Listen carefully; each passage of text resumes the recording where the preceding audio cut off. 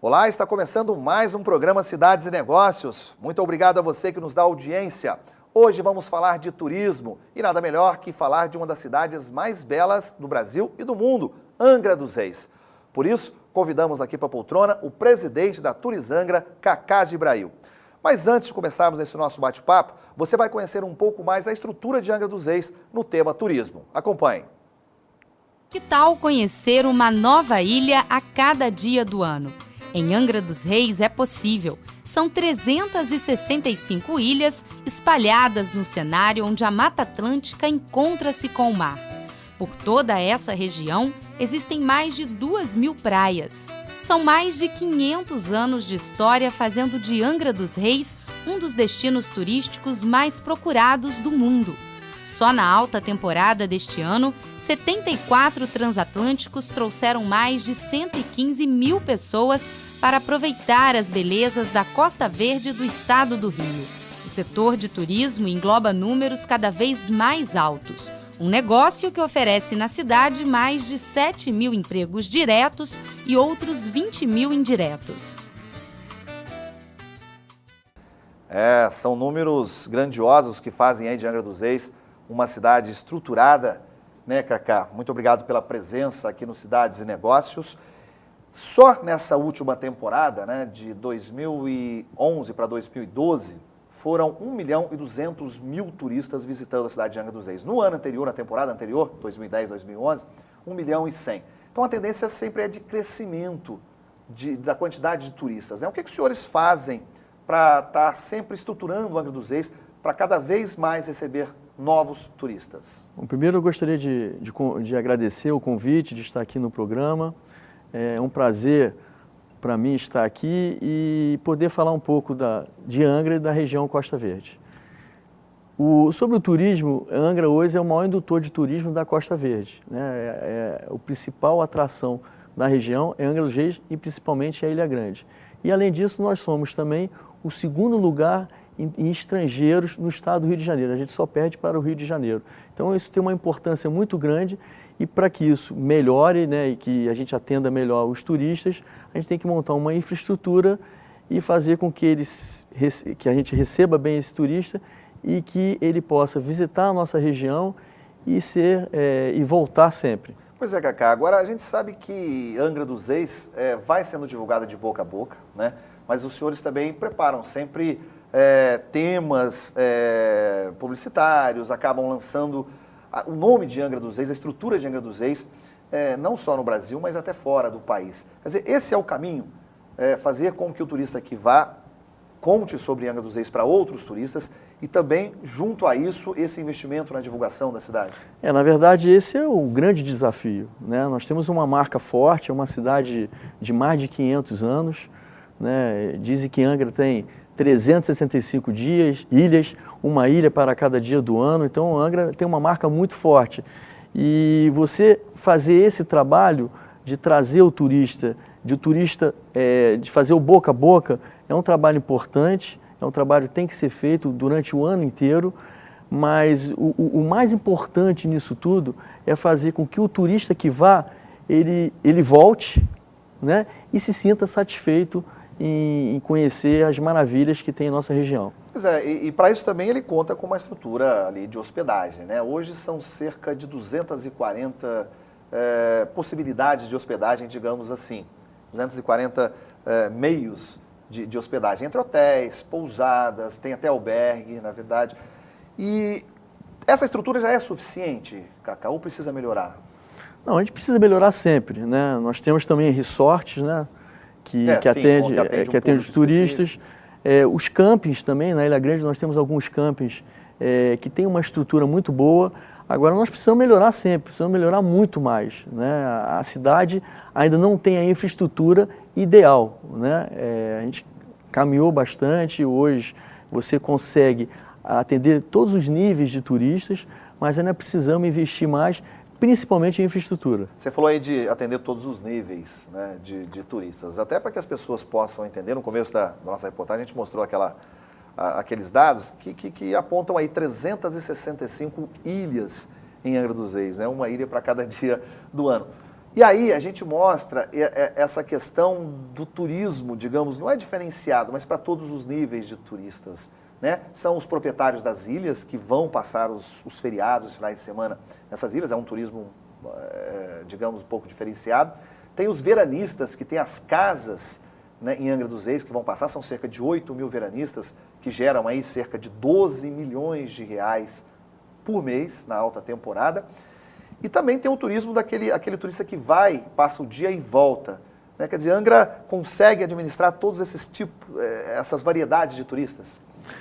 É uma qualidade da nossa região de Angra e da Ilha Grande. Agora nós temos que separar que nós temos muitos condomínios, né? E esses condomínios, todos os finais de semana, eles têm vida própria também. Muitos condomínios têm restaurantes, padarias, supermercados.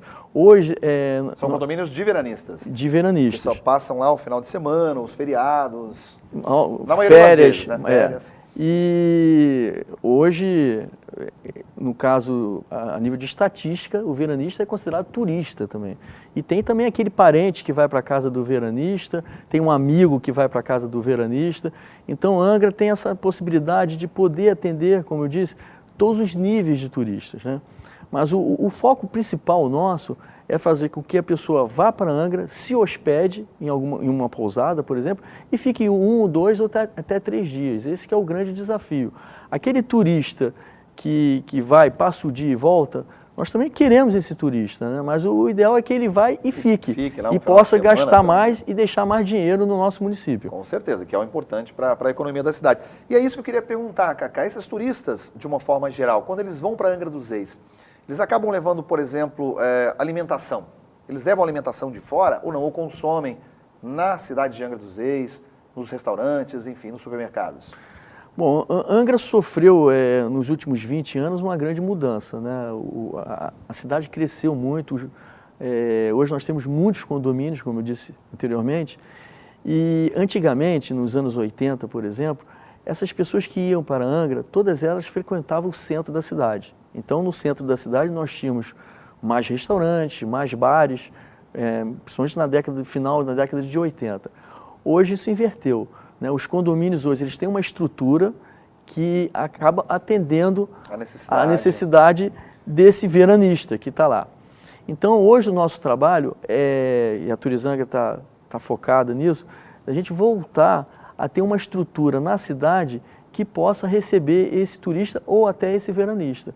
Então, nós precisamos ter mais restaurantes, mais bares, ou seja, mais infraestrutura na cidade para receber esse veranista que já está lá em Angra e também o turista que vai eventualmente. Tá certo. Só para a gente terminar esse primeiro bloco aqui, Cacá, falar um pouquinho dessas ilhas, né? Tem uma curiosidade que é a questão da detenção dos direitos das ilhas. Quem é dono das ilhas? São, por exemplo, a gente sabe que muitas celebridades têm ilhas em Angra dos Reis, mas eles são donos ou não? Como é que é isso? Bom, as ilhas, na verdade, é um patrimônio da União. Da União, né? Pertence à União. Na verdade, ele tem um direito de uso, ele paga os seus impostos, tem, no caso, o SPU, que é um imposto que é cobrado em área de marinha, mas ele não é o dono, né? E nós temos ilhas também, um exemplo é Cataguases, que são ilhas que não tem ninguém habitado, é uma ilha que qualquer um pode chegar, tomar banho de mar, tem uma praia maravilhosa, e é um lugar até que eu recomendo. Tá certo, Cacá. Nós vamos fazer um pequeno intervalo, mas daqui a pouquinho, no próximo bloco, eu gostaria de falar mais especificamente da Ilha Grande. Você já falou um pouquinho dela aí, mas a gente quer falar um pouco mais da estrutura, das histórias que existem na Ilha Grande, inclusive algumas grandes curiosidades, não é isso? Daqui a pouquinho, não saia daí. A Ilha Grande talvez seja o principal foco.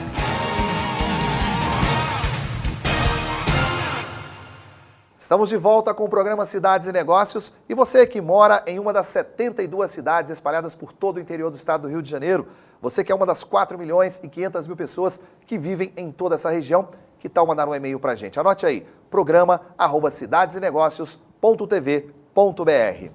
Hoje eu estou recebendo aqui na nossa poltrona o Cacá Gibrail, presidente da Turizangra, para a gente falar do turismo em Angra dos Reis. E a gente tinha chamado no bloco anterior, Cacá, sobre a Ilha Grande. Quer dizer, a Ilha Grande talvez seja o principal foco do turismo.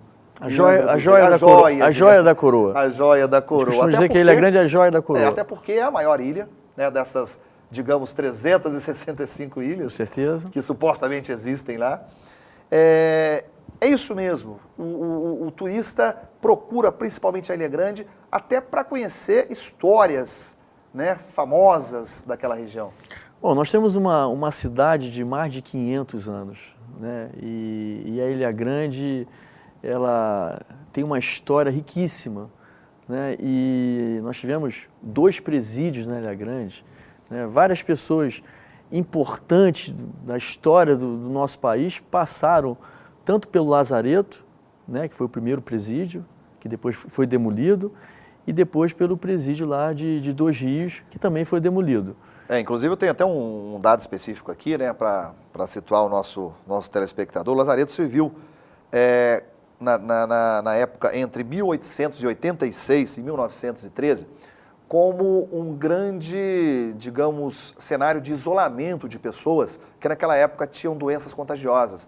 Cólera, por exemplo, né? Naquela época se isolavam as pessoas, levavam para lá, para Angra dos Reis, e deixavam elas isoladas ali, até porque existia um fácil acesso entre Rio e São Paulo, não era tão longe assim, e ao mesmo tempo era uma questão isolada. Quer dizer, pensamentos tristes daquela época, né?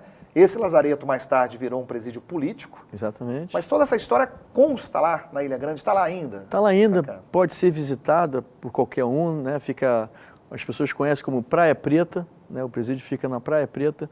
E o Lazareto, ele precisa ser até recuperado, né? Porque a história, as pessoas que passaram por ali, tem tanta coisa bacana para contar que eu acho que a gente tem que fazer um trabalho. E tem o arqueduto também, que é interessante, que o arqueduto do Lazareto, ele é muito parecido com o Arcos da Lapa do Rio de Janeiro.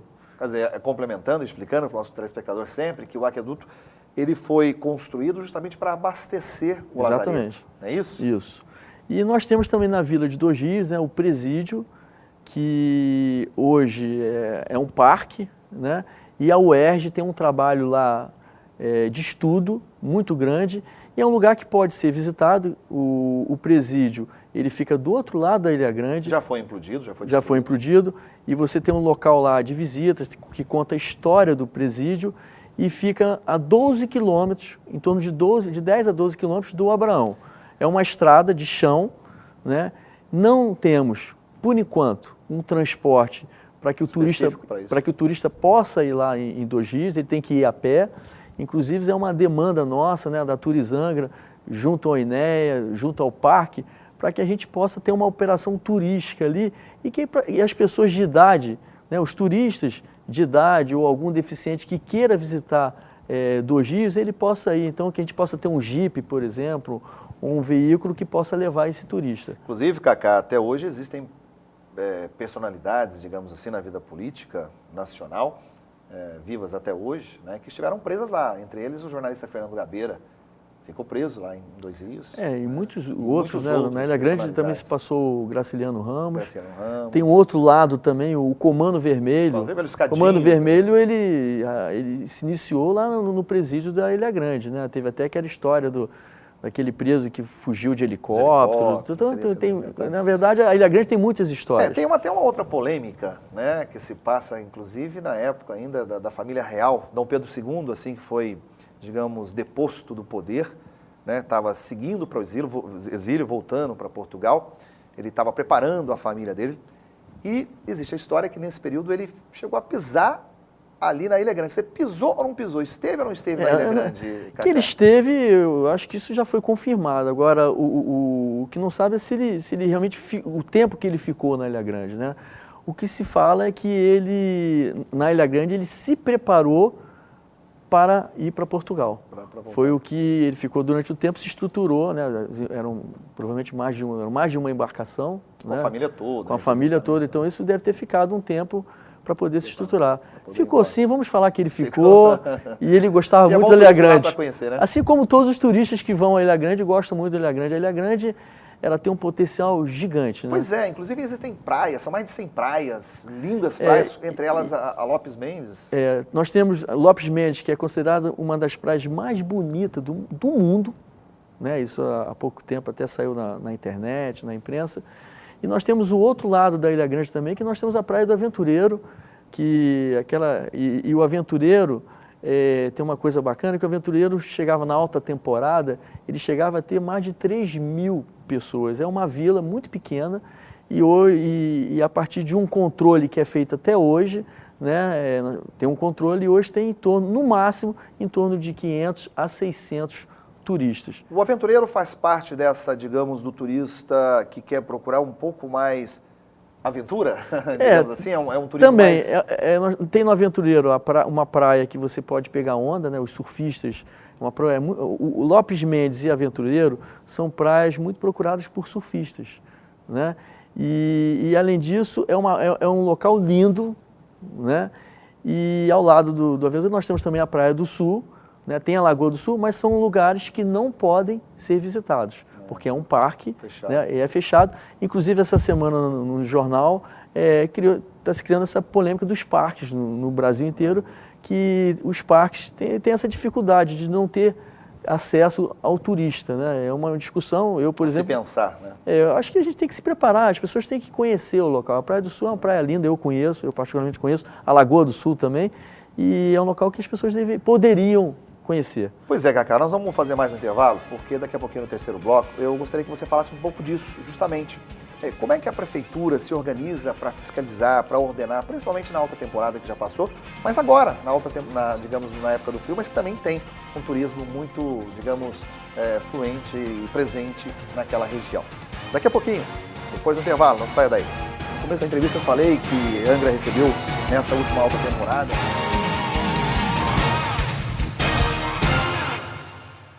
Estamos de volta com o terceiro e último bloco do programa Cidades e Negócios. E não se esqueça, mande um e-mail para a gente, programa@cidadesenegócios.tv.br. Hoje nós estamos falando de turismo com o presidente da Turizangra, Cacá Gibrail. Cacá, nós falamos sempre dessa questão da alta temporada, né? No começo da entrevista eu falei que Angra recebeu, nessa última alta temporada, 1.200.000 pessoas. Mas essa época do ano, digamos assim, que é uma época um pouco mais fria, existe turismo também. Existe, eu digo sempre que essa época é a melhor época em Angra, né? Os dias são lindos, né? Para quem gosta de fotografia, é a melhor época para tirar a fotografia.